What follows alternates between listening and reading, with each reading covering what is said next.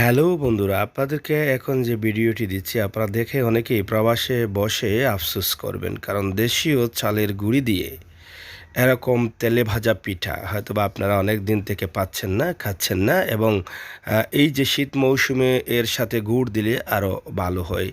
তাই আমরা আজকে শুধুমাত্র আপনাদের দেখানোর জন্য ঘরের তৈরি এই তেলে ভাজা পিঠা, যেটাকে সিলেটি ভাষায় সন্দেশ বলা হয়, সেই সন্দেশের একটি দৃশ্য আপনাদের কাছে উপস্থাপন করছি। বিশেষ করে এই সন্দেশটা, এটা আসলে খুবই জনপ্রিয় একটি খাবার, এবং এটা বেশিরভাগ শীত মৌসুম আসলে গ্রামগঞ্জের বাড়িগুলোতে এটা বেশি দেখা যায়। এমনকি রাস্তাঘাটে খোলামেলা যে হোটেলগুলো আছে, যারা ব্যবসা করেন শীতের মৌসুমে গরম খাবার, সেখানেও কিন্তু এটা পাওয়া যায়।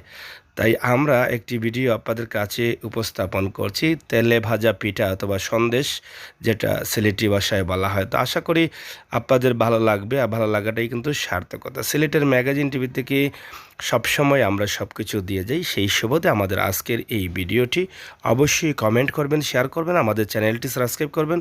সাথে রয়েছি আমি আমির হোসেন সাগর। তাহলে আসুন